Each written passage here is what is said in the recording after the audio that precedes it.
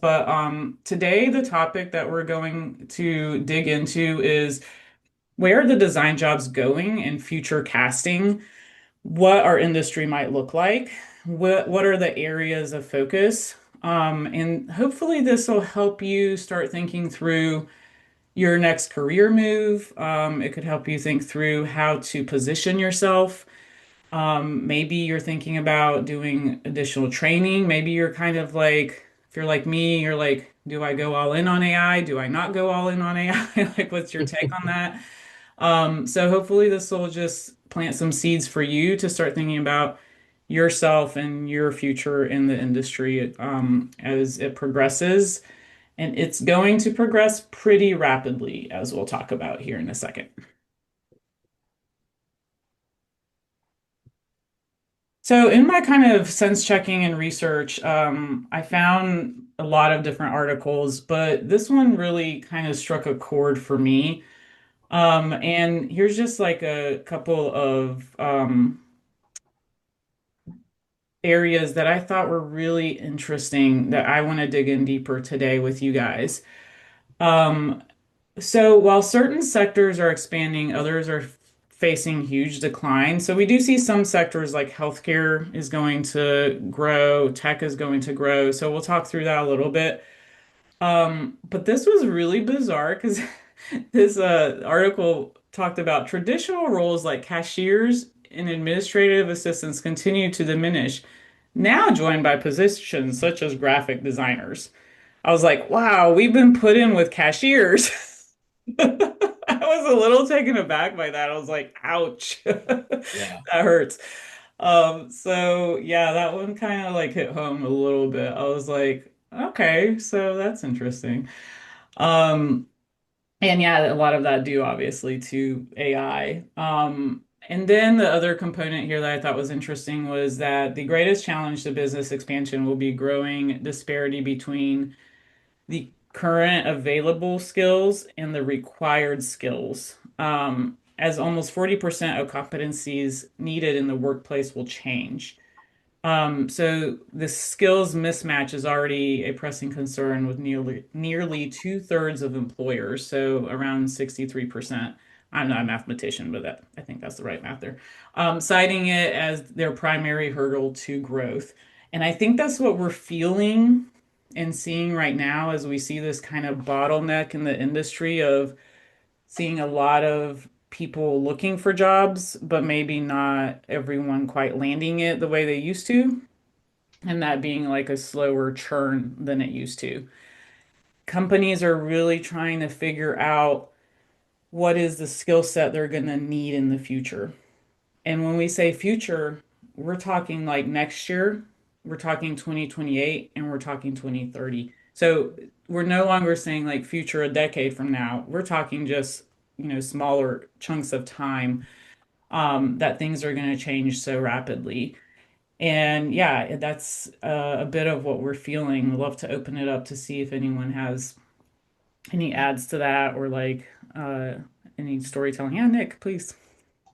Yeah, that point resonates a lot with me. It's one thing that I've been thinking about and talking about with folks in my circle too is uh it's like looking for a job. That's the point I'm in. I was laid off from Kroger in one of their latest riff, and so I've been in all kinds of circles and everything and talking with people. And I know that there's a big gap in skills for trades, craft, construction, like stuff like that. So that there's a huge skills gap there.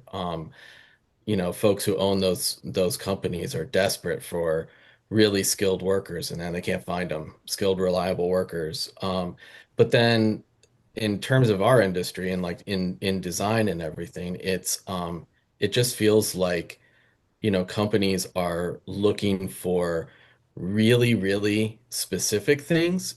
And the whole idea of I see in a candidate, a quick learner, somebody who is adaptable, adaptive, who is curious and willing to try something new and learn something like on the go and on the fly and can be successful at that. It's like it seems like nobody's hiring for that anymore. Nobody's even thinking about that during the hiring process. They're just like, give me the master at this right now. It's like they're not plugging in a human, it feels like. It feels like they're trying to plug in a machine that happens to be a human. Yeah, that's a really great point. And actually, in doing some of this work, I started gathering things for next year's cohort. One of the things that you just hit on that I want to unpack later, but is relevant right now is that I think I'm seeing two camps of thought. One is exactly the one you described is like, I need the artifact, I need the solution, and Mhm. is the kind of marketers and the clients that come to the table that are like, I just want it done, Hmm. and here's how I want it done. And I just need somebody to do it the way I want it. It's kind of Hmm. like they're acting like we're order takers. They are Yeah. treating us a bit like cashiers, right? There Hmm. is, luckily, and maybe this is a little bit of hope, a glimmer of light. There is the other side of that equation, which is there are companies that are seeing design and designers as thinkers, as problem solvers. And so if you look at like a company like Nike, Hmm. they, use design as like a differentiator, and they really do bring it into their company as part of the company. It's not just the thing that's like the people that are going to make the pretty pictures, right? Right. And so there is this kind of duality of like where are things going to land. And I think because of AI, we're really sensing a bit more of these marketers who are like, just get it done, just plug it in, Hmm. just put it in the AI machine. Can't you just do it with AI? Can't I like pay you like, a tenth of the Yeah. price I used to? Because it should be faster now, right? Because you're paid hourly, right? So there's this kind of mentality there, and it's like that's not going to go away. We know that's a decent chunk of the industry, but we do know that there's also this other side of designers as design thinkers and problem solvers.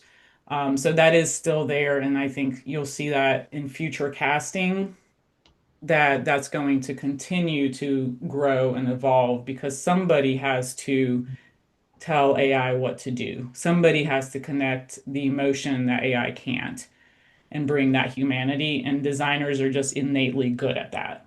That's kind of in our DNA. Not to say we don't need to be trained in like processes and ways to do that, but I think we're just more intuitively empathetic. That's why design thinking is called design thinking, right? Because we're the ones that always did it that way and they turned it into a process. Um, but yeah, no, I hear you on that, and that is something that I think is really hard because there's still a good chunk of clients that are just like, can you just get it done and deliver the thing? So yeah, does anyone have any thoughts on that? What Nick was bringing up?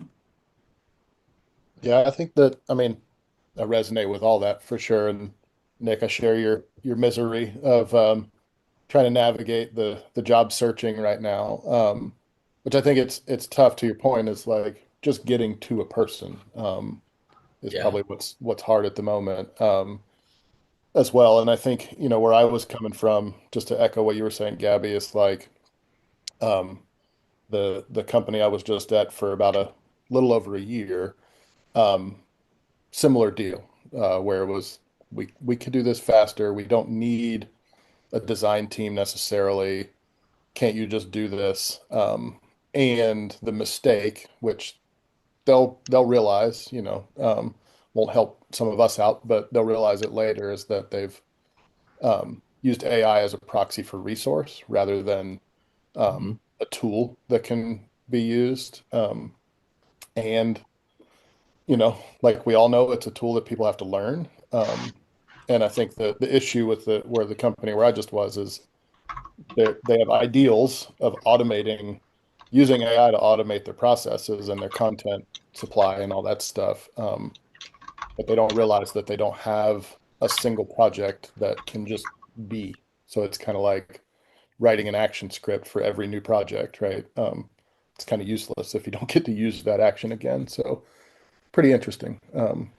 That's a But great yeah. point. Like I feel like sometimes for me when I dig into AI, I'm like, is this really going to save me time, or is at this point trying to have AI do exactly what I need it to do just going to take more time? So that's always like Mhm. the value equation. I'm like, is it worth doing the programming? Is it worth all of that? Am I going to use it again? Like I'm asking myself these questions or of, or do I just like crank it out myself in 15 minutes instead of going back and forth with AI Mhm. for 30 minutes or an hour, So like, Oh and yeah. I'm sure everyone's kind of going through that journey too. Like, is the juice worth the squeeze to build in AI for this?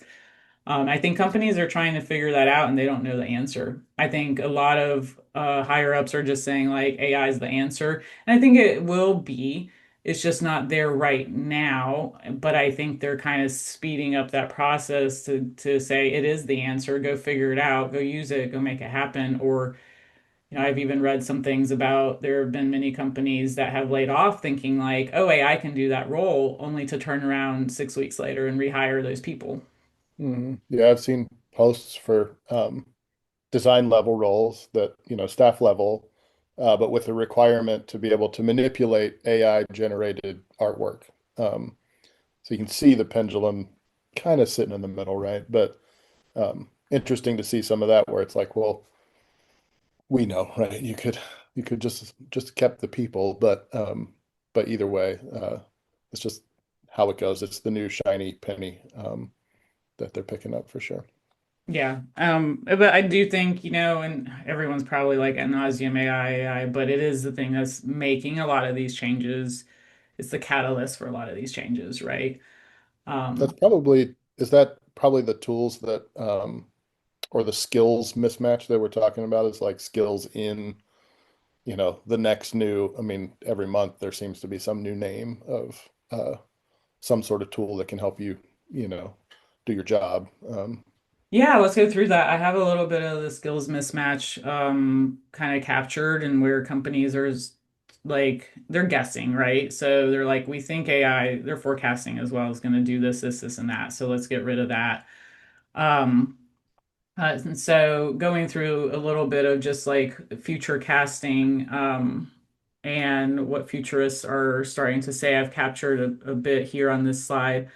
And sorry for the non-design slides. These are very marketing-like slides. I just did not have time to design these in a nice, pretty way. This was more about content. So all right. So, like with the ascendancy of AI, 50% of global employers are planning to pivot their operations. So, this is exactly, Bader, what you were just asking about.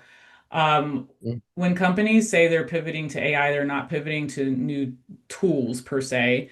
They're pivoting to new workflows, to new roles and new ways of working. And so, I think what you're seeing, or we're seeing a bit, is like lay off, fire, figure out what we need, and then at some point rehire. Okay. Mhm. And so that's, what are they looking to kind of replace or change in this equation? Um, so obviously this one's kind of a no duh, everyone knows this one, but we'll go through it anyway. Automating repetitive manual or operational tasks. Like what are the things that can just be like programmed, done, and I don't need a person to do that anymore? That's kind of like the low-hanging fruit of AI, right? But in defining that, I think what people are testing is something you may have thought automated and not needing a human for, may actually have needed a human for, So there's a little bit of learning curve going on there. But the goals with companies is that they're reducing costs and increasing speed, let AI do the automated stuff and do the agent thinking and the workflows. So they're trying to figure that out. Um, and I think there's a lot of really good AI agents that are popping up. Like Notion is one I've been looking into a lot. A lot of Notion's growing rapidly. Now they have like a scaled version of it for big companies. So interestingly enough, that is rapidly changing. Rebuilding workflows around AI and Copilot. We're in the Copilot stage. Copilot stage is still like it's human asks the AI to help. So you're writing something, you're creating something, and your AI is right there with you. So that's like a Chat GPT, a Gemini, where you're like, help me write this, help me create this, help me with this. So that's what they consider co-piloting. And then you have the agentic AI that's going to be basically self-driven. And that's the next phase we're going to see. So right now we're like in co-pilot phase. What this is going to help companies do is increase throughput without increasing headcount. So cover more ground with less people. Um, Wish we were kind of there now in some cases because what's happening is people are getting laid off and that Mhm. work isn't going away and it's not being programmed or process ready to have an AI co-pilot or agent take it over. And I think what you're seeing is a lot of people who stay at the companies are now doing the job of 3 to 5 or more people, or that work's just sitting there and idle. But a lot of like higher ups who don't understand anymore, they're kind of not connected to how work gets done, or just kind of going, yeah, why isn't it getting done? So you go to, your like reviews and they're like, this is important. Why isn't it getting done? You're like, well, we laid off, 60% of our workforce. There's no one to do it anymore. So we're in a weird spot, right? We're in that yucky transition area. Um, Shifting talent towards strategic plus creative plus human skills. Um, the goal here is that we keep humans focused where AI cannot replace them. So I think this is a really, like for me, if I was like, okay, where am I going to focus? This is where I would focus because I think this is where creative is going to play a critical role. What is it in the creative process that cannot be replaced by AI? Um, I don't have that answer right now, but I think that's something we can continue to unpack. Building AI integrated products and services. I was just reading something on LinkedIn that they were talking about AI taking over customer service, no longer a human, but it works even better than a human. I'm not sure that's 100% true. I've been on a couple customer like, with a credit card or something going like, this is horrible, but they're selling it like it's seamless or that it's better than working with a human. And then we're seeing a lot of like restructuring teams around fewer specialists and more hybrids, which is kind of interesting, Bader, because it goes a little bit opposite of what you were saying. And Nick, what you were saying, where people are looking for more specialists. I'm seeing this being in different articles, different points of view right now. So there's like some opposing points of view on are we going more specialized or are we going more generalized or at least hybrid? And I'm seeing people say both. So I'm not sure where this is going to land. But I am seeing kind of like there's definitely opposition out there in like future casting of where this is going to land. Um, but the other part that I thought was really interesting is the one that really probably keeps me up at night is the shift to agentic AI. And they're forecasting this will be in full force by 2030. That's less than 5 years. That's crazy. And what that's going to do is that it will take over and start thinking and predicting and just doing things without anyone telling it to. And I Mhm. think that, like if we think the crazy time is now, this is going to be even crazier. And so that kind of, I don't know, keeps me up at night for sure, because I'm like, whoa, that world's going to look insane. And so what we're seeing in Agentic is that companies will design entire workflows around AI agents. We're going to see operational autonomy given to AI. I was listening to a podcast that I can send you guys about just the future of AI, and this is all very true. And even like in at government levels, things are just going to be completely like continuing to work even when we're not working. Um, so what that will put more emphasis on and what humans bring to the table will be the shift to more human judgment, um, exception handling, strategy, creative direction, relationship building, so kind of those soft skills. So anything really that you look in design, you think, well, that could be automated, it will probably be automated. I was listening to one Futurecaster and he said that by 2050, the workforce will be reduced by 30%. Kind of crazy to think. So, not to be doom and gloom, but you have to start thinking about then like how do you protect yourself for a future that's going to look completely different than it does today. Um, yeah, so it will go from right now we're co-piloting where the humans telling AI or asking AI what to do with them to being completely AI led. We may have a human supervising the system, but the system will be self-run. So I'm not sure, what, yeah, the Terminator exactly. It's moving really fast, Allison, and that's the scary part is like I think people thought like, oh, this will take 5 or 10 years because that's typically what how long it takes technology to really shift the workforce. That is not the case right now. And the other scary part is that it's being pushed by the most influential business leaders and leaders in government to go fast. And Hmm. I think that's why it is going so fast, because typically policies take longer to change with us. In this case, they're wanting to change the policies first to push this. Yeah, they're And I think driving. that's why we're seeing and feeling this kind of like, what the hell is going on? Like this whiplash of what is happening and where do I fit in it?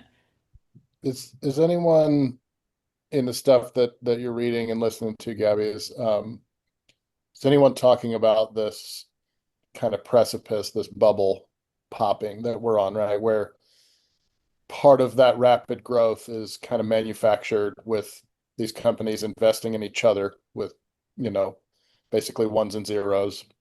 Um, Hmm. and so there's not a lot of like real money or real money being generated from it. So feels like some of what you're talking about, and it's not disputing anything, but it's just saying some of that is necessitated on this thing just continuing the way that it is. Um, but what if it does in the next couple of years, a couple of these larger ones go under, um, they get fried because, like kind of like a 2008 situation.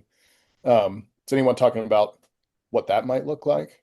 Um, Not so much will the because I smaller think ones still be whoever goes affected? under will just be consumed by the bigger ones, and then it'll feel like Google, right? I mean, think about it kind of like, the internet age was like there used to be a lot more companies and different browsers and stuff like that. Hmm. And eventually those just went away and that space got consumed by the bigger, companies. So I Yeah. don't think that will feel that different to us. Obviously, that'll feel kind of like the tech bubble, right? It's like Mm. there was a lot more those that survived, knew how to adapt and had deep pockets. So, um, to us, I don't think it'll matter as much if you're not like in that sphere. I do Hmm. think that will happen with anything new, then I've heard a little bit about this. I think the bigger thing that they're forecasting that will be a change is when we talk about the ethics of AI. Hmm. And so that is probably the biggest thing that specialists are talking about is when it comes to all of this, the world changing so fast and this being pushed upon all of us, there is a conversation around, am I being forced into something that I don't really want to be a part of? And the humanity of that, Hmm. especially when you look at the role of this in government.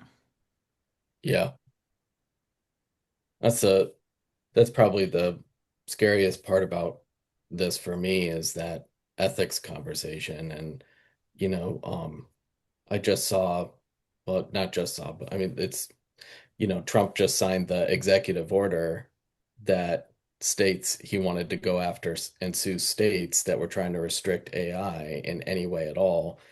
And that was actually one of the provisions in the big beautiful bill was um, no restrictions on AI in any single way. And that was like buried in the news cycle. But it was there. And I mean, it feels like that strategy tracks with everything that you're saying is like, let's get this out. Let's put this out there. And, we're not thinking about the ethics of any of this. And, what does this actually do? It's kind of like it feels like there's an attitude of like, well, we're gonna, our population's gonna take a hit, it's gonna be really, really, really, really, really bad for a significant portion of the population. But hey, that's what progress needs. Yeah, I will send you guys this podcast I was listening to, and I can't recall the guy who was running it. He's British, but he was talking a future caster on AI and like an ethics kind of expert, and that's exactly what they were talking about. Was like the select six, influential people in this area, like Elon Musk and several others, are driving the train here. And they're kind of forcing this upon society. Mhm. Ethically, what does that look like? And is that even something that like certain people have signed up for?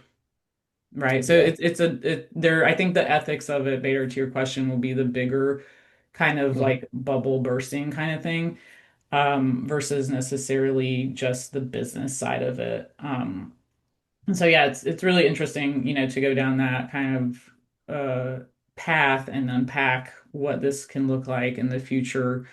But I think for design and what that can, do for us, we start looking at like what is going to be like the value equation for the future and what are people going to value. And we see this already changing with younger generations like Gen Z in the workforce, is a great example to look and see and forecast, like the where are careers going? Where is the job market going? What will be valued in the future? And we're seeing a huge rub between kind of millennials accepting a bit more of like this is just the way it is, and Gen Zers going, yeah, no, this isn't the balance that I want. And so I think we're starting to see that rub. So what will, be valued in the future, I think is going to help also figure out where are the jobs going to land. And we are in not only, with AI, but other things, we are in flux right now of that value equation. I think it used to be very much like, you grow up, you go to college, or you don't, you get a job, you work your whole life in that job, you retire, you die. That was like the equation. That was like what your parents taught you. That was life. And that's really changed. Like Gen Zers are like, yeah, no, that's not good enough for me. Yeah, no, this 9 to 5 in a gray cubicle isn't going to work. Yeah, this abusive boss or this abusive work environment, it's they care about their mental health. I think we were taught to be resilient.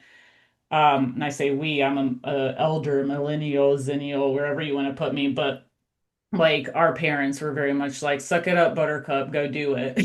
And like, I don't know about you guys, if any of you have kids, you can already see they're just like, yeah, no, I don't like it. I'm not doing it. It's not good for me. I don't feel good doing it. They're a lot more in tune with their feelings versus like suppressing them.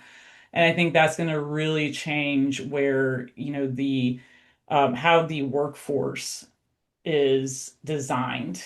And we're already seeing a lot of Gen Zers like they don't want to be in management positions. They don't want to work a 9 to 5. They're much more willing to be like, I'm just gonna hustle and bustle like 4 or 5 different things over here and make ends meet, but I'm gonna be the owner of my own life, the owner of my own schedule, the owner of my own domain.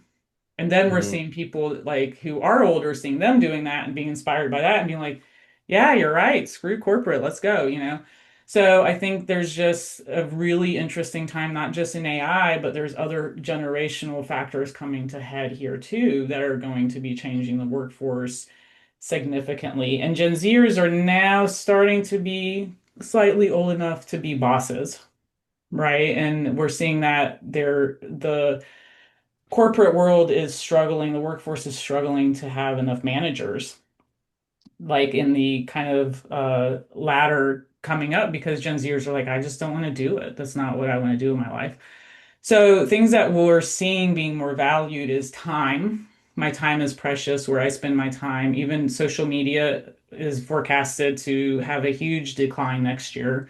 Starting in 2026, people are already going anti-social media. Not to say they're not consuming it, but they're not engaging as much in it. They're passively consuming it.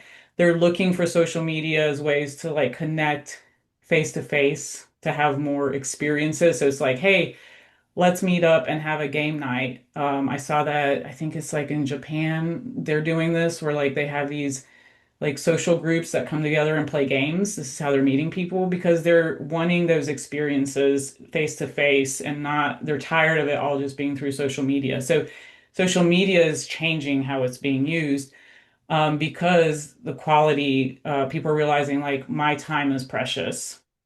Quality of life, I think, is something we see is going to really expand. New forms of value being created, like the generational divide I was talking about. So, what Gen Z and Alpha are going to value is going to be significantly different than the previous generations. Understanding humans, humanity, and human-centered problem solving is going to be extremely valued. So, this is where I think design can really play a role in that problem solving skill. Mhm. Sustainability is huge. I've heard a lot about sustainable packaging, people having to move to sustainable packaging.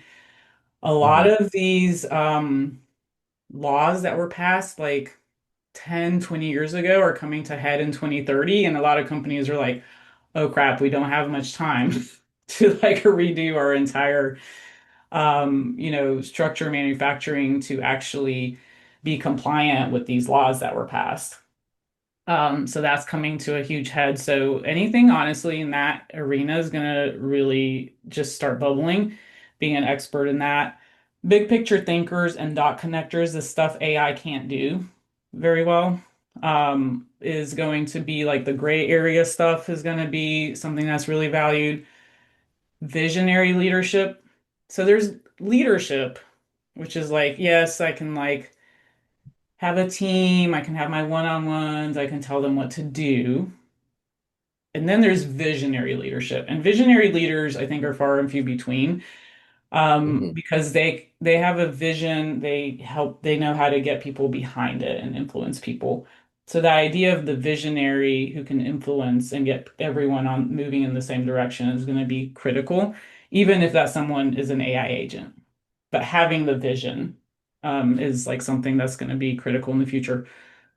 Solving for complex, intricate systems. So again, I think that comes back to the big picture dot connectors. Like, how does this system interconnect? How does this system here connect to this system here? How do they affect each other? How do they work together? Um, Again, things AI probably wouldn't know to do, right? Is like, oh, there's a system here that I'm not aware of, and I work over here. An AI agent isn't going to know how to connect those two dots. Somebody's going to have to help that. Um, Strategic thinking, you kind of seeing a theme here, and managing that ambiguity. I've worked with many people. Some people thrive in ambiguity, and some people just kind of become a shell of themselves. They're like, somebody, please tell me what to do. So I think those that can kind of learn to manage through ambiguity, those people that kind of just figure it out, like you're not exactly told step by step, you're not given the playbook, are the people that are going to thrive because you're like, okay, I'm going to find my way here without anyone giving me like the roadmap. So these are just some of the things that we're seeing, like the value equation is shifting. So if you think about like the Industrial Revolution, for example, like that really, the Industrial Revolution took us to a place that it was like step one, step two, step three, this is just how we do it. We follow the playbook. That's really going to change. That playbook is kind of like completely going to be thrown in the trash. Nobody's going to really like be able to follow that anymore because things are changing so significantly. Thoughts on that, or any builds, or Gabby, I've got a couple thoughts just on things, just observations I had this week. So I went on this work trip, right? Met up with some folks. First time, been in a remote role for 4 years. Literally set boots on the ground for the first time this weekend. Met people I work with face to face in a kind of a corporate office setting. And I definitely was observing how people were working of different ages and kind of their attitudes toward how they came in the office and how they work. And one of the things I really noted, and I talked to folks, was like the company I work for, they sort of have the flexible arrangement, like a lot of companies, come in 3 days a week, Friday's sort of a flex day, that type of situation. And when I talked to people, they said, yeah, like it is literally a ghost town on Fridays and Mondays, except for typically the older employees. And because they're so used to coming to the office, because they've been doing that for decades, they just keep coming. And I even asked some folks and I said, well, what's it like? And they're like, well, I mean, like, I do my work in my cube, right? And I talked to this one guy and I said, so he's like, well, I take my team's calls and I do things. And then I'm talking to younger people and they're like, well, yeah, I do that from home. Like, what, I don't need to come sit in my cube to do a vast majority of, virtual work. So that to me was fascinating. I saw a clear divide between kind of ages and generations of, you've been doing this for so long, you just follow the routine, right? Follow the path. So that was one Mm. observation I had that was fascinating. And the second one, kind of building on you're talking about like social media and kind of people trying to take a step back. I don't know if folks saw, I guess there was, I just learned about this yesterday actually, that the country of Australia passed, it just went into effect, a social media ban for everyone, unless you're 16. And Hmm. it's just fascinating that the country at a presidential or prime minister or whatever they have level said, we know this is toxic and bad for kids, so we're literally going to ban it on, I think it was 10 major social media platforms. And obviously, Mm. if you allow people to slip through, there are these massive fines. And they talked about like some kids were like freaking out about it, and they're like having countdowns literally on TikTok or Twitter, and like 3 hours to go, 2 hours to go, and other kids that were like, this is probably a good idea. And I thought, wow, if that's kind of a leader in that space to say, we're going to try this because we know it's unhealthy for lots of reasons. Somebody starts that process, right? And it's like the first couple that gets on the dance floor at the reception, right? Somebody starts dancing, and then people like start coming out. So I'm just curious to see how that's going to affect not just young people, but just kind of the attitude of like, to your point, like detoxifying social media or not letting it rule your life. So those are just a couple things that, as you were talking, kind of came to mind for me. That's great. Yeah, I think I've been having to learn a lot about social media with the design cohort because that's a lot of how I get the word out there. Um, but in that, I've been on my own personal journey about like what feels right and where do I want to put my energy. And like Meta was one that I tried, and for me, it just was not like a good fit, And so it's really interesting when you start being a creator on social media and start learning about how these social medias work, how the algorithms work, like really digging into that. It opens your eyes too to like how much time do I want to spend, and as a creator, where do I want to spend my time, and where do I, want to like connect with people. Um, and yeah, it's a really interesting journey when you start kind of pushing out your own information out there and you connect with it completely differently. So, but yeah, that's something I've been, as kind of a strategist and a forecaster and somebody who is into trends and like seeing where the future has been going. I've been reading a lot about social media. So that's a fascinating space right now. If anyone's like watching that, you may be sensing that. But there's a lot going on in that space as well that we can unpack and probably should unpack on this call as its own conversation. Um,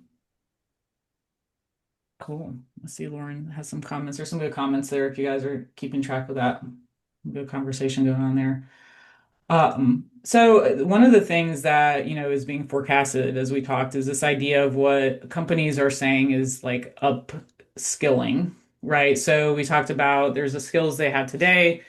We're seeing massive layoffs. We're going to unfortunately see more massive layoffs. It is forecasted that 60% of companies will be doing some form of layoffs in 2026.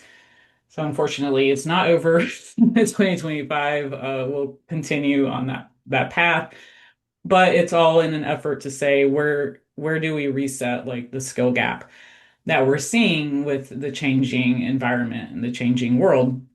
And so here are a few of the things, and you're hopefully starting to see the themes. If you're seeing things feeling repetitive, that's not a bad thing, because you can start seeing where the themes are popping up. So again, systems thinking, like not how do I complete this task, but how does this task connect with the entire system?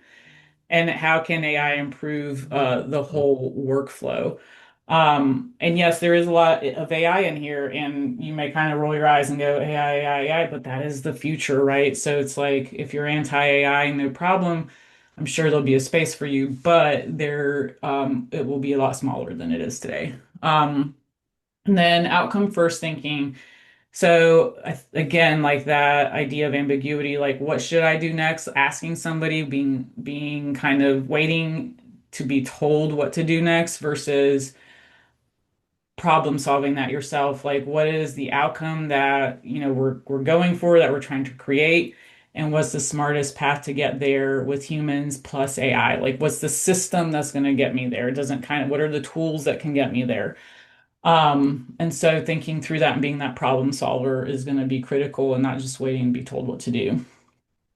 Human in the loop thinking, not thinking about AI replaces us. Yes, there will be tasks that AI can replace. There will be automations that AI will take over. But more so, where can AI like handle this repetitive task versus where can humans apply judgment, creativity, and oversight? And I do think that's really important for us as designers and design professionals is the second part of that comment. Humans apply judgment, creativity, and oversight. That's where our jobs are going to be. Um, and we'll go through a few of those roles here in a minute. Abundance thinking instead of scarcity thinking. We don't have enough time, people budget. AI is going to expand that. We'll hopefully see that now where you were like, I don't have, not you personally, but like you generally, like, I don't have time to do this. That now it's like, oh, I can actually spend time going deeper on the thinking on this, deeper on the strategizing of this. Um, Rapid iterations and experimentation, not planned for months before acting. We're already seeing this, but this has a little bit of a backlash. I wish it was better managed, but prototyping fast, test faster, fast, fast, fast, and let AI accelerate a cycle. We are seeing this, but I think in some ways to a detriment. Hopefully, we find a better balance here at some point. But we will see, the expectation and the push to go faster and faster.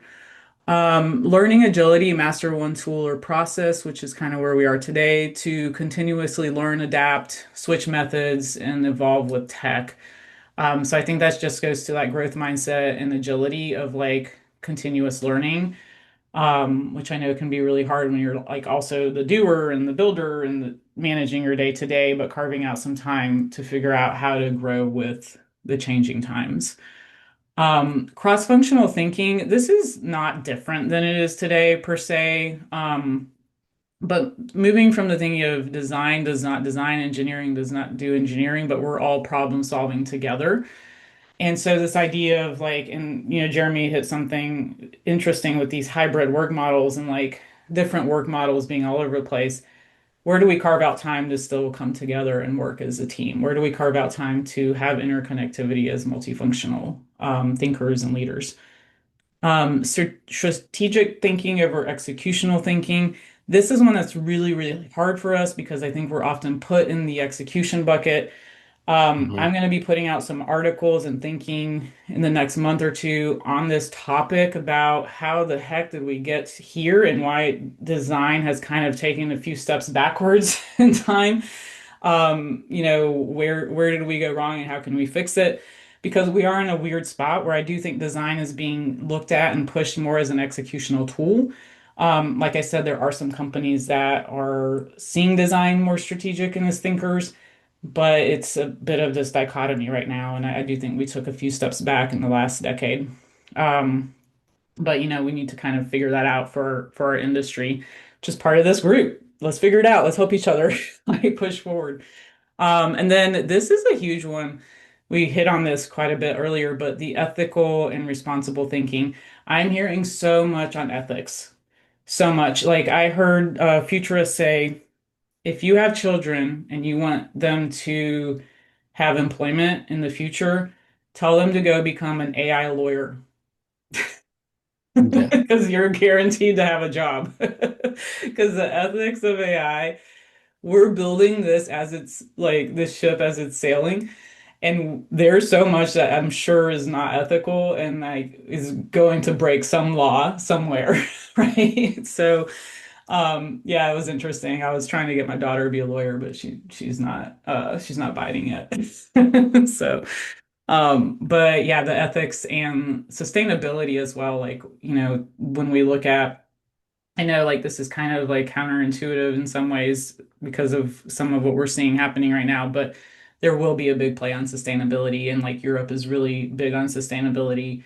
They push a huge global agenda, as well as California. So I don't know if people know this. You may know this, but I was surprised to hear that California is like I want to say either the third or fifth largest economy in the world. So California as a state is as big as some countries in their economy. So they, you know, play a really big role in this.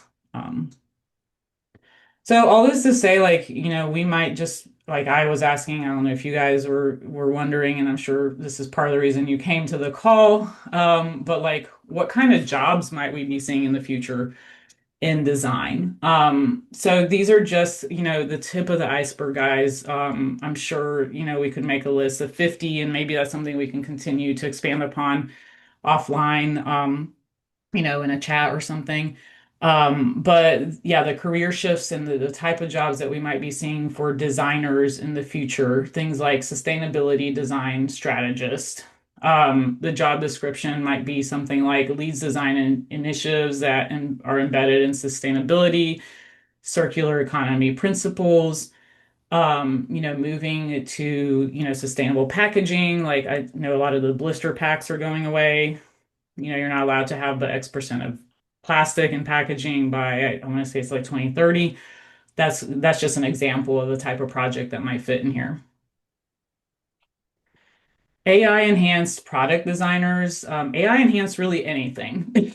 Put AI enhanced, put an AI manager, put AI prompter, put AI director of design, like put AI in front of anything, and I'm sure there will be a job in it to manage how do you integrate AI into process of the company? How do you integrate AI into the design process?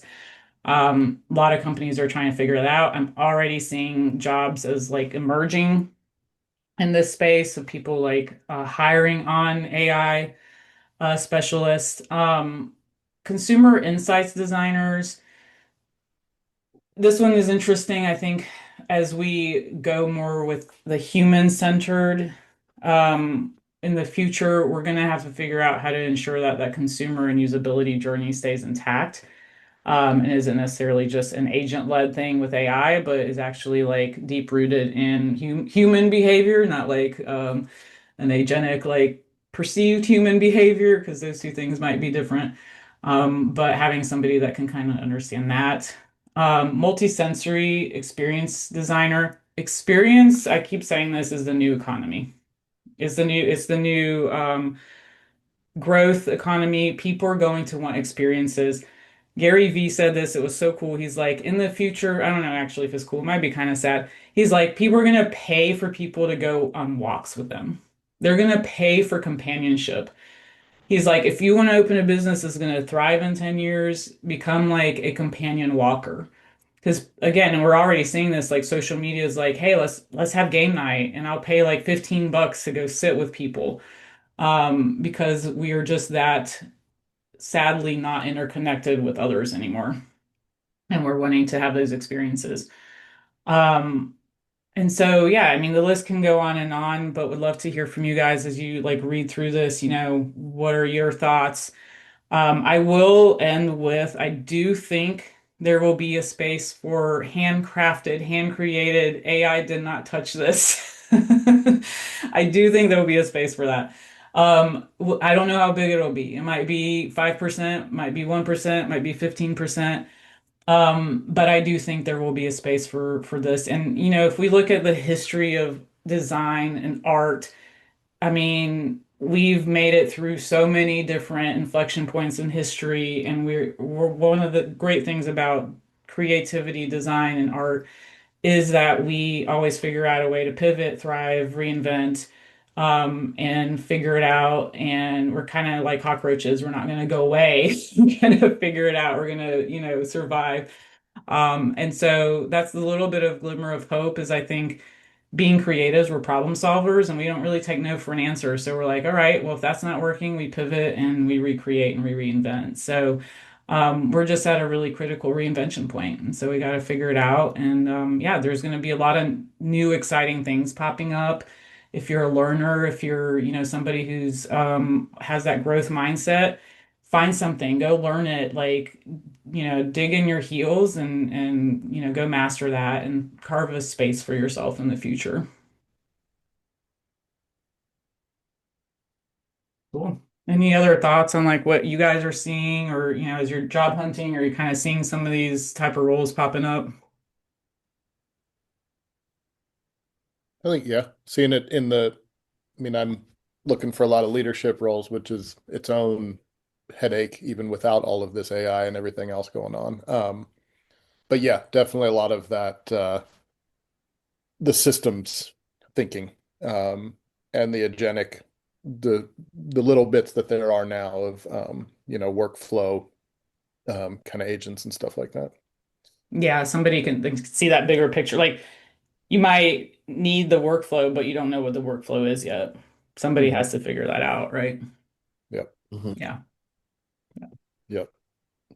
Does And then this definitely, help you guys, give you hope, or does it is it kind of like a Debbie Downer? Or a little bit of both?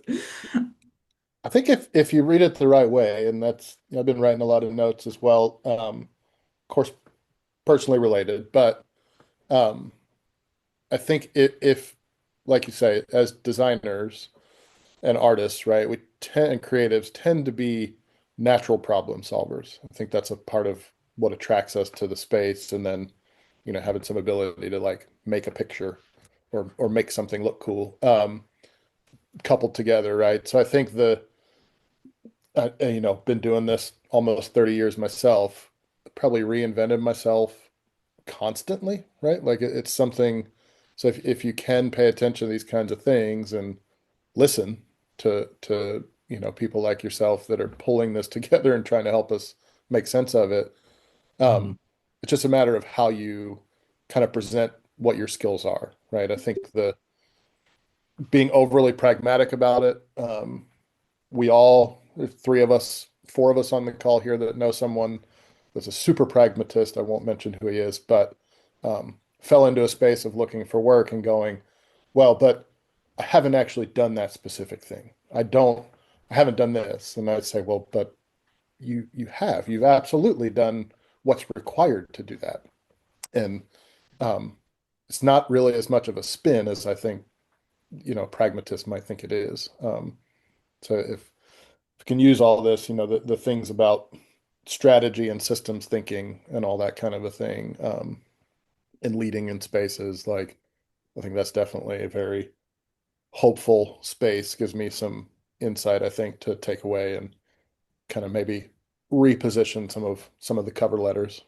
I love that. Yeah. And that repositioning is key, right? Is I coach this a lot, is a lot of people get caught in the trap of like, this is what I did. I did this, I did that, I did this. Well, what you did isn't going to take you where you want to go, Hmm. right? So it's more of like looking at what do you want to do next? How do you want to reposition yourself?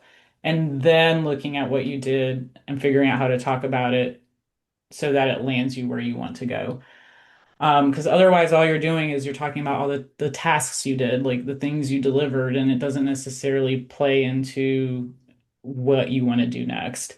Hmm. So, yeah, exactly what you're saying, Bader, is right on. Is like, I want to be a systems thinker. Great. How do I take my experience and talk about where was I a systems thinker in this, and that? I already know how to do that. It's a transferable skill. It may not have been my title, but Yep. it's something I was doing. It's a skill I already have, and I can only amplify that more if that's what I'm doing more of in my next role. Um, I think when you start being a mirror to what you want to do next, and that's why I think this conversation today is so important, looking at where the roles and the value of the future going to reside, then you can take what you've done and learned and all the skills you have and find the ones that are transferable to those future roles. So then you don't feel like the future is so bleak and that you're not going to have a future in design. I think like all these fear mongering, like design is dead, design isn't, I think trying to get people to like click the bait and click is just putting like fear into us to be like, oh my God, no, I'm not going to have a job. And that's not a great feeling, and like this is more about how do you prepare for the future so that you feel like you will have a place in the future. And I Yeah. think that's where people will thrive, those that are kind of future casting, thinking ahead, and carving out, that space and their skill sets, that will align with what people want in the future as skill sets. So that upskilling and knowing that that's coming is really important. Gabby, I wanted to touch on the comment you had about like in-person social groups becoming more popular because that's something like I've seen a lot of here in Chicago and like I'm one of the ones participating in them. So like I'm part of a women's social club and they have like 6 or 8 meetups like every single month and you can come to whichever ones you're available for. And then I also found there's a graphic design club in Chicago, and they're doing in-person meetups like once or twice a month. So like all of these social groups and these clubs are really like making a big rise. And it's interesting that that's happening like as AI is also growing because I don't know, people are maybe rebelling against Yeah, being yes, online and AI stuff. yes. I think people are on social media, AI, technology burnout. Mhm. It's and it's not to say again we're not doing it. We're still doom scrolling. We're still, but I have seen forecasters say that it's become more passive and less engaged. And so I think we're used to have a lot more people liking, commenting, resharing. It's more just like, yeah, I saw that, and they may kind of save it away and be like, oh, that was an interesting bit of information. But they're not taking the time to like comment and engage unless it's something that they have dubbed as a value for them. So they're being a lot more purposeful with the areas that they do engage. So we are seeing more kind of groups like this, honestly. And I swear to you guys, I did not start this because I was like, oh, this looks like an area that's growing. It kind of happened while I was doing my research, but probably because we're all sensing it is why like it was like, oh yeah, this does hang true. Groups like this where people are like, I want to connect with like-minded people who want to have these conversations, who want to go deeper on these conversations, and that's where I'm going to spend my time. I'm going to spend my time deeper engagement in that community, versus just kind of doom scrolling on Instagram, or just like scrolling through TikTok. And whatever TikTok feeds me is what I see. I think people are starting to sense that is toxic. It's like, I didn't ask for that. Why is that popping up? I don't care about that. And I think people are learning that there is a lot more they can control in that if they curate how they consume social media and where they go to consume information. So I think curating information and how it's coming to you is going to be the way of the future. So. It's going to be a big, like kind of when big corporations started taking over Instagram and Meta, they're having to refigure that out because really it's just become advertising. I mean, I don't know about your feed, but like every third post is an ad. I'm like, Right. all right, Now I great. get like three in a row in the stories feed. It'll be like I'll see Gabby, and then it's ad, and then somebody else actually follow. Yeah. And then ad, and then somebody else actually follow. Yeah, I It counted. could Yeah, be just I don't do a one. lot of stories, but stories are the new thing. So I'm not surprised ever, like three in a row are ads. Yeah. But then at some point you go like, well, why am I going to even get on it? I'm just getting advertised to. It's I mean, like, I did a cleanse of it like 2 years ago, and I was off of it for like 6, 7 months, just because it became overwhelming. Just the amount of information, it's just like too much sensory overload. I don't know if that's the right word because, we're reading a screen, but it's still like overload. And I got off of it. I was just like, fuck this. And I got off yeah. of it. And now that I'm back, it's I'm more passive, way more passive. I just look for memes. And then recently, because of Stranger Things, yes, I went down that rabbit hole. So now my whole Yeah. feed is like Stranger Oh, Things. and then you click on something And and you see like 10 of the same thing. You're like, I just wanted to see that one. yes, I didn't now need my like 10. yes, yes, It's and I'm that not lack of control that people are like having, I think, a bit of a backlash to is like, oh my God, yeah. the algorithm is totally Now doing it's what all it needs to. Stranger Things. Yeah. Yeah. Yeah. Yeah. Now you Um, can't get off Stranger. You gotta go click on something else. yes, now I gotta click, click, click. Something Re more productive. Workouts. Reprogram. Yeah, exactly. Like reprogram the algorithm. I had to program mine. Seriously, I was like, I gotta connect with designers. So I'm like, click on anything design related for like 3 weeks, but it's like exhausting. I'm like, oh, it shouldn't be this hard. Yeah, I'm Um, reprogramming LinkedIn because for a bit there it became very doom. I mean, it's already very doom, but Yeah. more so. So now like I click on like cool creative work that people did yep. or like, oh hey, someone's hiring and I'll just reshare that. So now it's just more like job openings and just like cool projects that X and X did.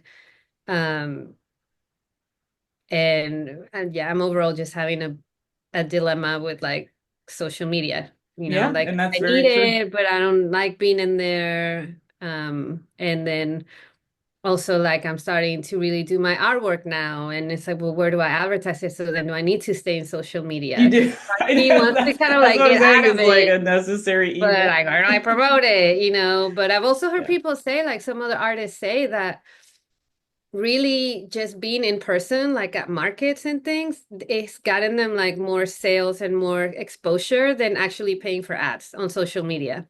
Oh, paying Mhm. for ads, that's the whole thing. I'm happy to talk offline about because I'm going through that now. But I think I've heard that too, and I think that goes back to what Allison was saying that people are wanting to connect more with people. And we're seeing again the backlash of social media at like when all it's doing is advertising to you, you kind of tune it out. And so when you're paying for an ad and you're paying for advertising, on social media, you're kind of throwing it into a black hole. You're like, I don't know if this is going to land. But if you go to the market, your audience is there and you can talk to them and then they talk to you and then they get to know who you are. So we're ironically like making this, 360 comeback to like word of mouth marketing, guerrilla marketing, like, all that stuff that was big in like the 90s. Um, is making a huge comeback because we're in this inflection point of change and people trying to figure it out. And I we're mean, we're seeing, inherently social creatures. So I think that's part, like maybe some people don't realize that's why they're rejecting it, but it's like we're social creatures.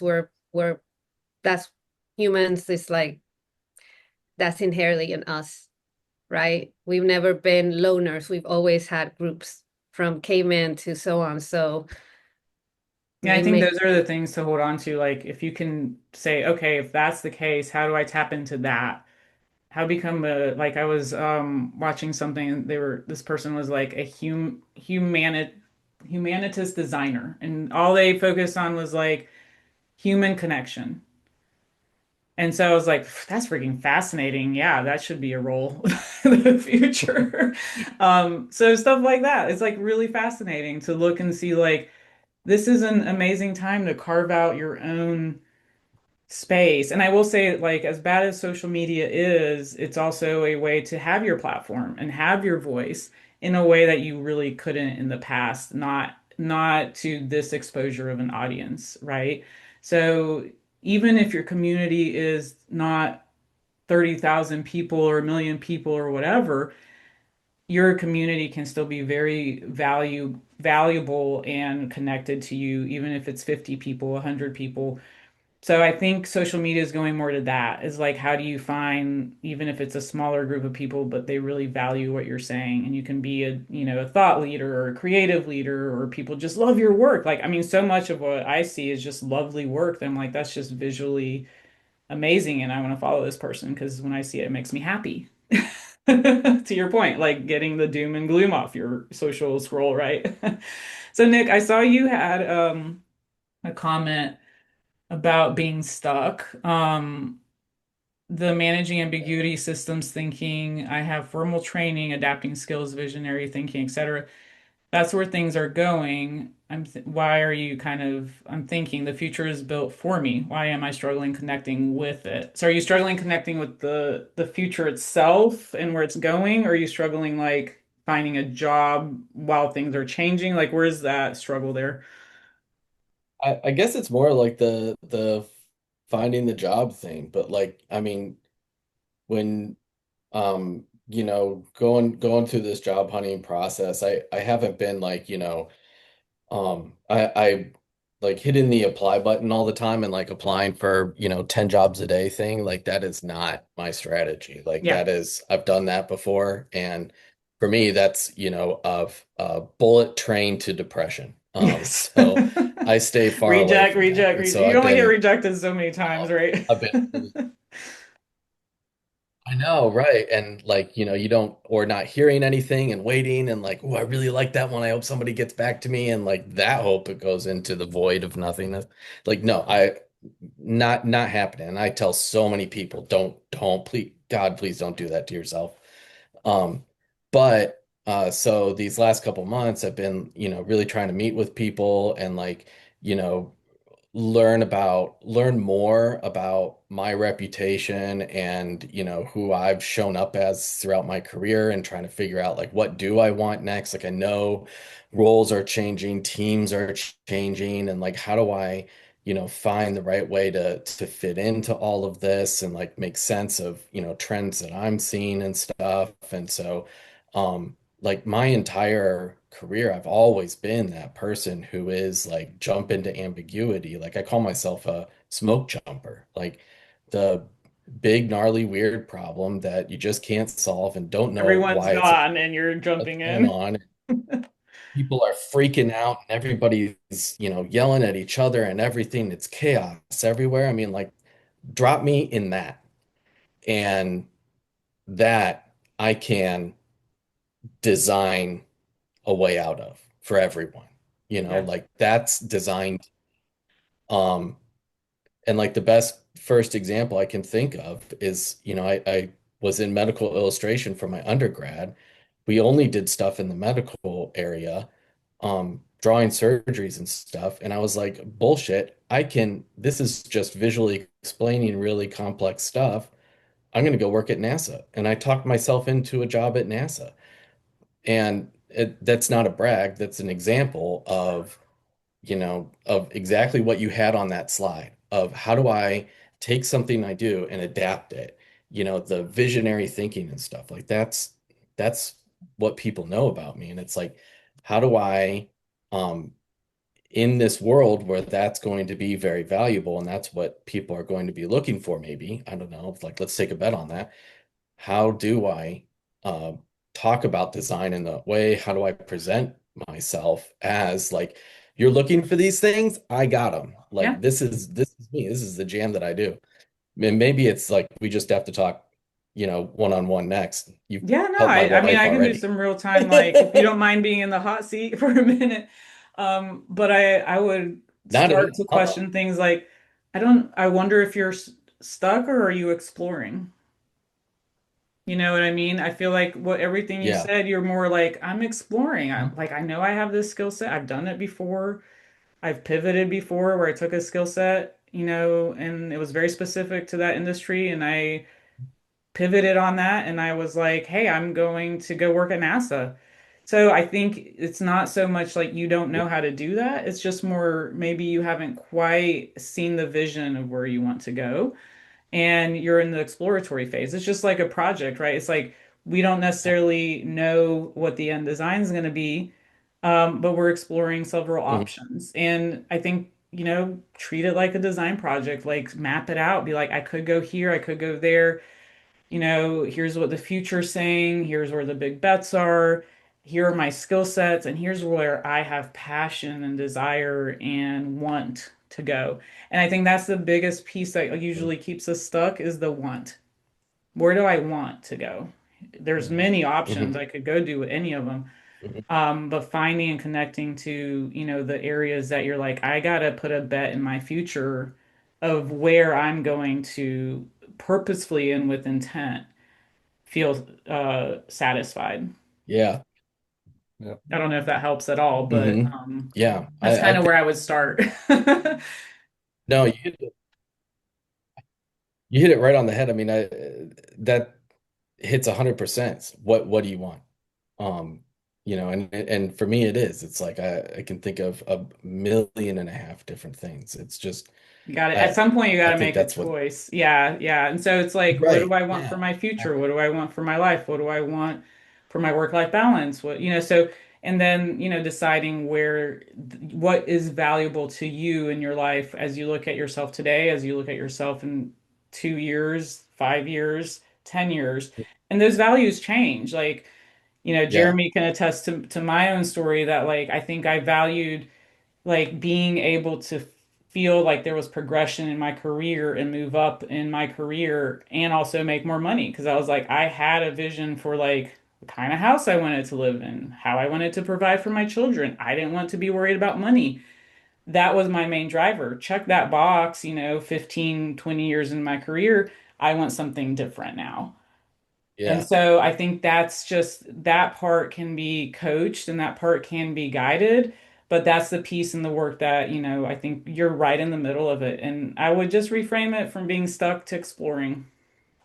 That's awesome. Thank you. Yeah. Hey, Gabby, I just want to jump in for Nick too. I was just thinking as he was talking, like the conundrum you're in there, Nick, like if you think about the way that a lot of roles are evolving and like hiring processes are, right? I mean, obviously you have Mhm. big companies that have these ATS systems and your data gets crunched and analyzed before it even gets to a person, right? Like we know that. And then you have smaller companies where like there's a physical person who might be your first touch point.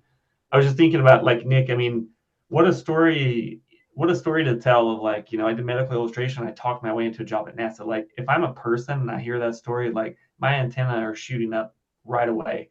I'm hooked in. I'm like, wow, I want to hear more about that. But that only happens if you get to that stage where like a physical person can read Exactly. your Yes. information, right? And I know Gabby's done a lot of work in this, and she talks about this in her webinar that she's going to do and stuff. Is like, everyone thinks AI just reviews everyone's data and decides, and like that's really not how it's working.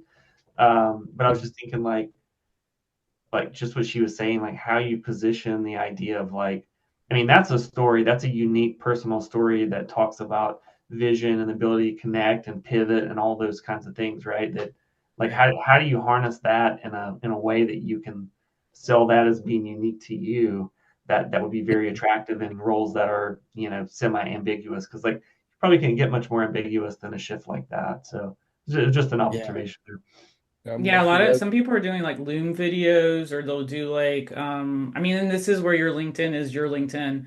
It's Hmm. your place to tell your story, maybe like don't get caught up in the like popularity metrics. Like if you're looking for a job and once you define what you want and like you want to position yourself, you can use that platform to tell your story and like people can the story you just shared if it's super impactful and sticks with people and it's like, well, cool. He like went and worked at NASA, he totally reinvented himself. I'm like, yeah, that's the kind of person I want to hire. That is the positive side of social media. Hmm. It's your I think platform. I myself, just building on that, Yeah. have to get rewired essentially to want to share on the social media. I mean, Yeah.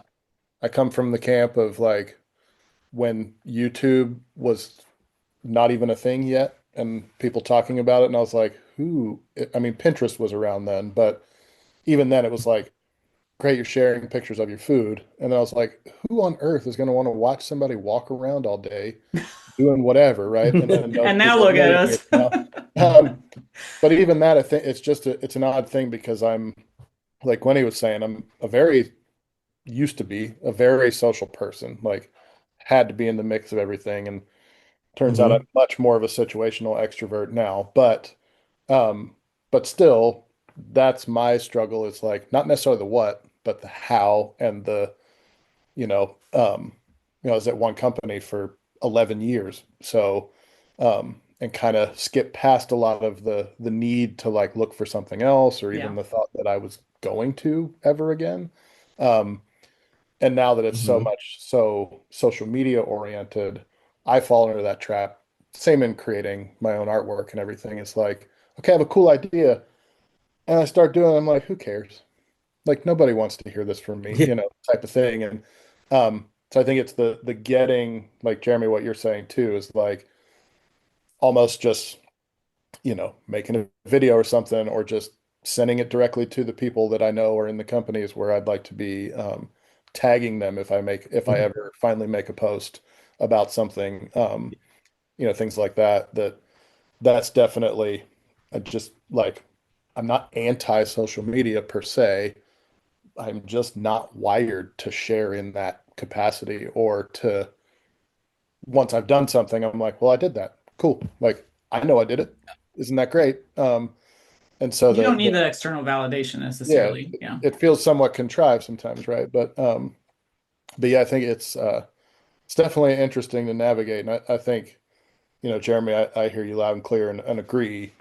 It's not just AI, right? It's yeah, you got all these things, and I'm definitely on that bullet train of somewhat split where it's like, yeah, it's a bullet train of depression. But meanwhile, I definitely I've been I've been trained heavily in merchant organizations and by buyers of like and sales is you got to have those 100 no's to get to that one yes that you need, right? So law of Hmm. averages should also play out at some point, if I Yeah. can just maintain my positive nature, and then Yeah.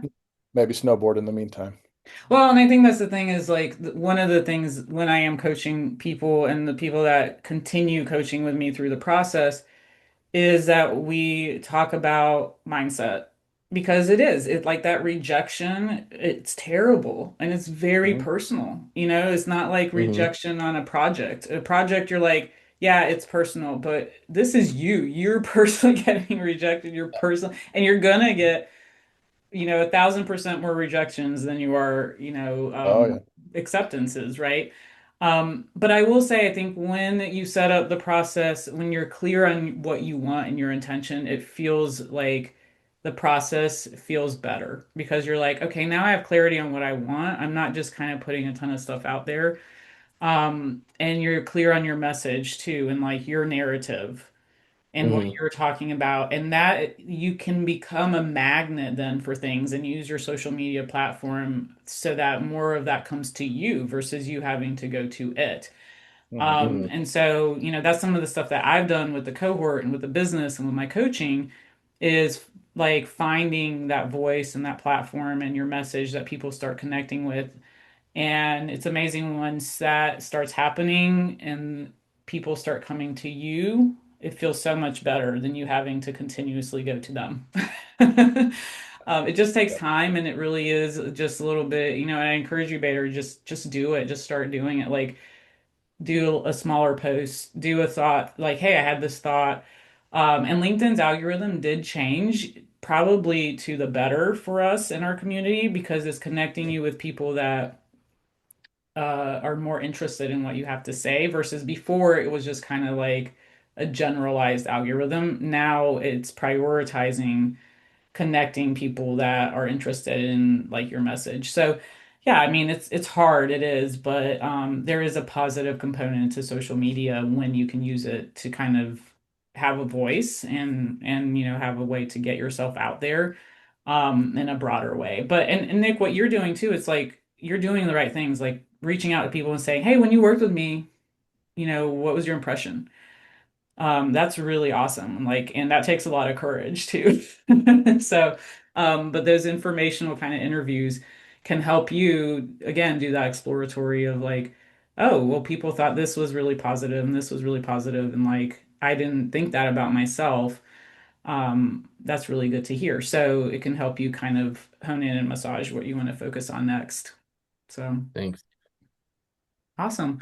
Well, this has been really great. We'll keep the conversation going. This is our last one for this year. So we'll be doing some planning over the holidays. Jeremy and I will be sitting down and kind of looking at our next few topics, and what makes sense. But if you guys have anything you think would be great to bring to the group, please don't hesitate to shoot me an email or LinkedIn, DM. Happy to kind of like keep this conversation going, other conversations going, or whatever's top of mind. That's what this forum is for. So it's been awesome 25, kind of sometimes. Definitely been a strange year, but It's been an adventure. Let's do yes, that. it's been a journey of ups and downs.